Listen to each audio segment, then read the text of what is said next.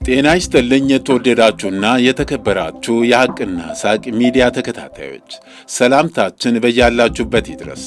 አዳዲስና ወቅታዊ መረጃዎችን የያዘው ወሳኝ መረጃ አሁን ጀመረ። አብራችሁን እንድትቆዩ እየጋበዝኩ ርዕሶቹን አስቀድማለሁ።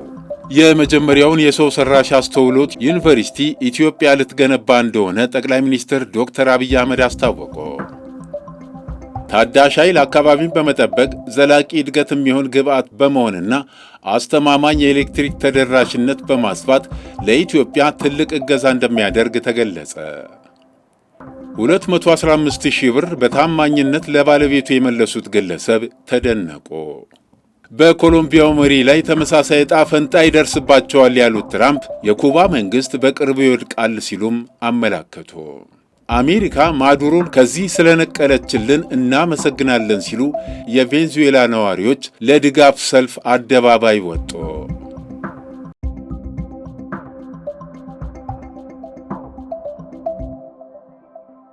የኢትዮጵያ የታዳሽ ኃይል አካባቢን በመጠበቅ ለዘላቂ እድገት የሚሆን ግብዓት በመሆንና አስተማማኝ የኤሌክትሪክ ተደራሽነት በማስፋት ሀገራዊ ግቦችን በማሳካት ትልም ላይ የተቃኘ እንደሆነ ተገለጸ። ሀገራችን እንደ ውሃ ኃይል፣ የንፋስ፣ የፀሐይና ጂኦተርማል ያሉ ንጹህ የኃይል ምንጮችን ቅድሚያ በመስጠት በከሰልና ነዳጅ ምርቶች ላይ ያለውን ጥገኝነት ለመቀነስ እየሰራች ትገኛለች። እነዚህ ጥረቶች ለዜጎችና ኢንዱስትሪዎች በተመጣጣኝ ዋጋ በማቅረብና የሀገር ውስጥ ምርት እንዲጠናከር በማስቻል የሥራ ዕድል ፈጠራን ይደግፋል። የኃይል አቅርቦት አገልግሎት ላልደረሳቸው ዜጎች አገልግሎቱን ያዳርሳል። በድምሩ የኢትዮጵያ የታዳሽ ኃይል ሥራዎች ለጽኑና ለአየር ንብረት ጥበቃ የተመቸ የኢኮኖሚ ምህዳር በማመቻቸት የረዥም ዘመን የኃይል አቅርቦት አስተማማኝነት ያጎናጽፋሉ።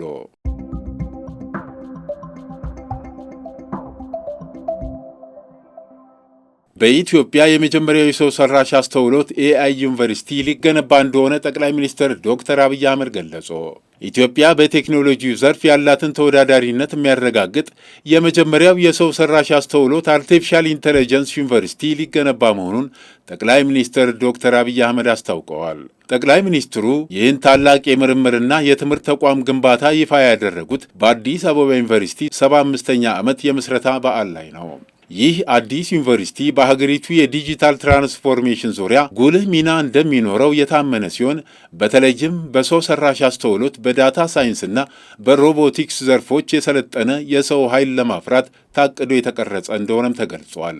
ለእያንዳንዱ የአፍሪካ ሀገር ሁለት ስኮላርሺፕ እንሰጣለን ብለዋል ጠቅላይ ሚኒስትሩ። ስራዎቻችንን በ6 ወራት ጊዜ ውስጥ እናጠናቅቃለን ያሉት ጠቅላይ ሚኒስትሩ ይህም መንግሥት ለዘርፉ የሰጠውን ትኩረት የሚያሳይ መሆኑን ገልጸዋል። ጠቅላይ ሚኒስትር ዶክተር አብይ አህመድ በማኅበራዊ ትስስር ገጻቸው ባስተላለፉት መልእክት ኢትዮጵያ በዓለም አቀፍ ደረጃ በቴክኖሎጂ ዘርፍ ያላትን ተሳትፎ ለማሳደግ የጀመረችው ጥረት ተጠናክሮ እንደሚቀጥልም ገልጸዋል። የዩኒቨርሲቲው መገንባት ለኢትዮጵያ ወጣቶች አዳዲስ የፈጠራ ዕድሎችን ከመፍጠሩም በላይ ሀገሪቱን በቀጣናው ቀዳሚ የቴክኖሎጂ ማዕከል ለማድረግ የሚያደርገውን ጉዞ ያፋጥነዋል። የዘርፉ ባለሙያዎች እንደሚሉት ከሆነ እንዲህ ያሉ ልዩ የትኩረት መስኮች ያላቸው የትምህርት ተቋማት መገንባታቸው ኢትዮጵያ በኢንዱስትሪው ሪፎርም ኢንዱስትሪያል ሪቮሉሽን ውስጥ ያላትን ድርሻ ከፍ የሚያደርግ እንደሆነም ተገልጿል። ዩኒቨርሲቲው ሥራ ሲጀምር የምርምር ሥራዎችን ከማከናወን ባለፈ ለተለያዩ የልማት ዘርፎች የቴክኖሎጂ መፍትሄዎችን በማፍለቅ ረገድ ከፍተኛ አስተዋጽኦ ይኖረዋል ተብለዋል።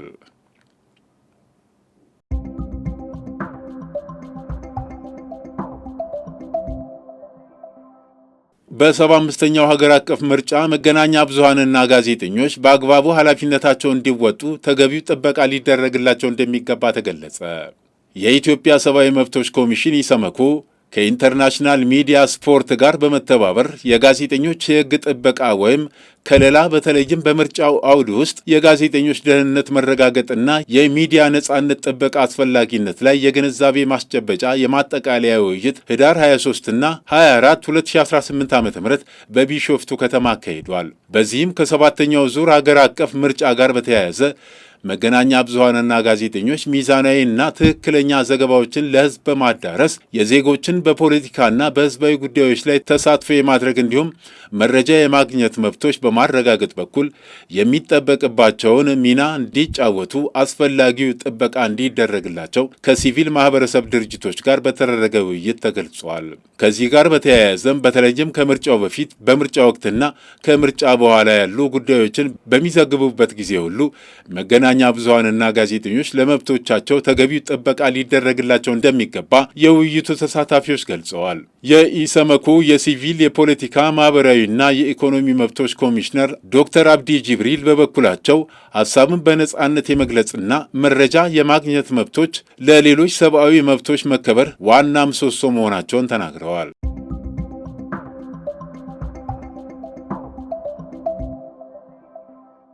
$218,000 ብር በታማኝነት ለባለቤቱ የመለሱት ግለሰብ ተደነቁ።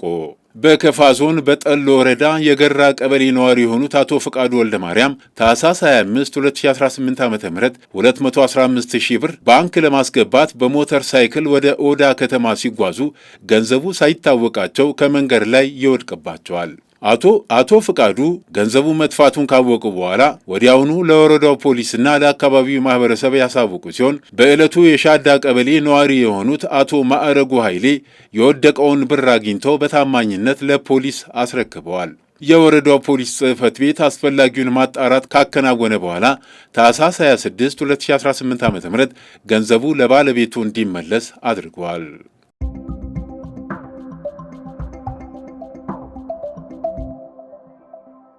ቴምር ፕሮፐርቲስ ደንበኞቹን በስጦታ አንበሸበሸ።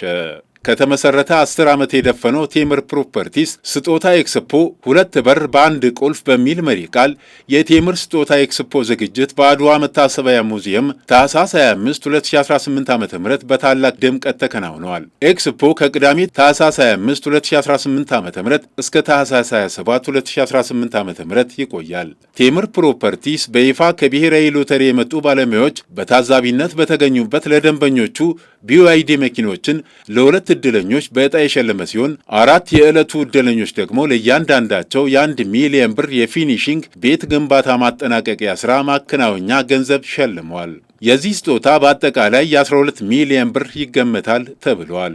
በዚህ መርሃ ግብር ላይ የመንግስት ተወካዮች፣ የቴምር ፕሮፐርቲስ መስራቾችና የቴምር ፕሮፐርቲ ቤትና ሱቅ ገዢ ደንበኞች እንዲሁም የሚዲያ አካላት ተገኝተዋል። ቴምር ፕሮፐርቲስ 10 የልምድ ዓመታት ከ10 በላይ ህንፃዎችን ገንብቶ ለባለቤቶቹ ያስረከበ ሲሆን በአሁኑ ወቅትም ከ28 በላይ ሳይቶችን በማንቀሳቀስ ላይ ይገኛል። በያዝነው ዓመትም ይህን ቁጥር ወደ 100 ለማድረስ በከፍተኛ ትጋት እየሰራ እንደሆነም ተገልጿል።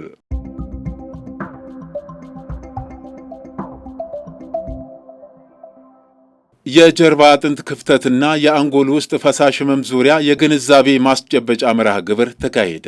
ማያ የበጎ አድራጎት ድርጅት ከአዲስ አበባ ከተማ አስተዳደር ጤና ቢሮ ጋር በመተባበር በኢትዮጵያ አሳሳቢ ደረጃ ላይ በደረሰውና በአፈጣጠር ችግር ምክንያት በሚከሰቱ የጀርባ አጥንት ክፍተት እንዲሁም የአንጎል ውስጥ ፈሳሽ ህመም ዙሪያ ለመገናኛ ብዙሃን በዚሁ የአፈጣጠር ችግር ምክንያት ለሚወለዱ ህጻናትና ወላጆቻቸው የግንዛቤ ማስጨበጫ መርሃ ግብር በትናንትናው ዕለት ተካሂዷል። በግንዛቤ ማስጨበጫ መርሃ ግብሩ ላይ እንደተገለጸው በኢትዮጵያ በዓመት ከ44,000 በላይ የሚሆኑ ህጻናት ከጀርባ አጥንት ክፍተትና ከአንጎል ውስጥ ፈሳሽ ህመም ጋር የሚፈጠሩ ሲሆን ዋነኛ ምክንያቱም የፎሊክ አሲድ ወይም የቫይታሚን B9 እጥረት ነው ተብሏል። በመሆኑም እነዚህ ህጻናት በዚሁ ህመም ምክንያት ለዕድሜ ልክ የመንቀሳቀስ ችግርና ራሳቸውን ችለው የመጸዳዳት ችግር እንደሚገጥማቸው ተጠቁመዋል። በተጨማሪም እንደ ሀገር በተጀመረው ፉድ ፎርቲፊኬሽን በፎሊክ አሲድ ወይም በቫይታሚን B9 የበለጸጉ ምግቦች የጀርባ አጥንት ክፍተት እንዲሁም የአንጎል ውስጥ ፈሳሽ ህመምን በመከላከል ረገድ የሚኖረውን አበርክቶ በተመለከተ ይህ የግንዛቤ ማስጨበጫ መርሃ ግብር መካሄዱ ተነግሯል። በኢትዮጵያ የጀርባ አጥንት ክፍተትና የአንጎል ውስጥ ፈሳሽ የአፈጣጠር ህመም አሳሳቢነቱ እየጨመረ እንደመጣ የተገለጸ ሲሆን የህመሙን ስርጭት ለመግታት በዘርፉ በቂ ትኩረትና ግንዛቤ መፍጠር አስፈላጊ በመሆኑ ይህ የግንዛቤ ማስጨበጫ ተዘጋጅቷል። ይህ የአፈጣጠር ችግር የሚፈጠረው በእርግዝና የመጀመሪያ ወር ውስጥ እንደሆነ የተገለጸ ሲሆን በዚያ ወቅት የጽንሱ የነርቭ ዘንግ እድገት ስለሚካሄድ በእናቲቱ ደም ውስጥ በቂ የፎሊክ አሲድ መጠን መኖር ወሳኝ እንደሆነ ተነግሯል። በኢትዮጵያ የህመሙ ስርጭት ከፍተኛ ነው የተባለ ሲሆን ከ70 እስከ 75 በመቶ የሚሆነው የህመሙ መንስኤ የቫይታሚን ቢ9 ወይም ፎሊክ አሲድ እጥረት ነው። ከግንዛቤ ማስጨበጫ መርሃ ግብሩ ጎን ለጎን ማያ የበጎ አድራጎት ድርጅት ለ74 የድርጅቱ አባላት የገና በዓልን በማስመልከት ልዩ የማዕድ ማጋራት አከናውነዋል።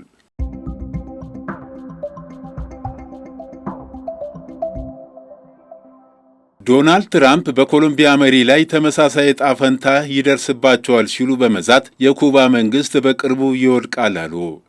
የዩናይትድ ስቴትስ ፕሬዝዳንት ዶናልድ ትራምፕ በቬንዙዌላ መሪ ላይ የተፈጸመውን አፈና ተከትሎ የኮሎምቢያውን አቻቸውን ጉስታቮ ፔትሮን ተመሳሳዩ ሊገጥማቸው እንደሚችል በመዛት በኩባም ያለው መንግስት በቅርቡ ሊወድቅ እንደሚችል ተናግረዋል። ትራምፕ ይህን አስተያየት የሰጡት በኤርፎርስ ዋን ላይ ሲሳፈሩ ከጋዜጠኞች ጋር በነበራቸው ቆይታ ነው። ቬንዙዌላ በጣም ታማለች፣ ኮሎምቢያም በጣም ታማለች። ኮኬን በማምረት ለአሜሪካ መሸጥ በሚወዱ ታማሚዎች የሚመሩ ሀገራት ናቸው። እናም ይህ ረዥም ጊዜ አይቀጥልም ሲሉ የአሜሪካው ፕሬዝዳንት ተደምጠዋል። ትራምፕ በቬንዙዌላ ላይ አሜሪካ የወሰደችው ዘመቻን በተመለከተ ሲጠየቁ ጥሩ መስሎ ይሰማኛል ብለዋል። የዩናይትድ ስቴትሱ ፕሬዝዳንት አክለውም ኩባ በራሷ ላይ ለመውደቅ ዝግጁ የሆነች ስለሚመስል በኩባ ወታደራዊ ጣልቃ ገብነት የማይቻል ነው ብለዋል። ለመውደቅ ተዘጋጅታለች። አሁን ምንም ገቢ የላትም። ሁሉንም ገቢያቸውን ከቬንዙዌላ ነዳጅ ዘይት ያገኙ ነበረ ሲሉም ተደምጠዋል።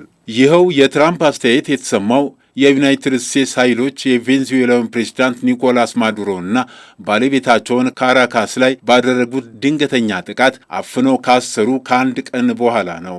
ማዱሮና ባለቤታቸው ሲሊያ ፍሎሬስ ዛሬ ሰኞ በኒውዮርክ ከአደንዛዥ እጽ ጋር በተያያዘ ክስ ፍርድ ቤት እንደሚቀርቡ ይጠበቃል። በተያያዘ መረጃም አሜሪካ ማዱሮን ከዚህ ስለነቀለችልን እናመሰግናለን ሲሉ ቬንዙዌላውያን ምስጋናቸውን እያቀረቡ ይገኛሉ።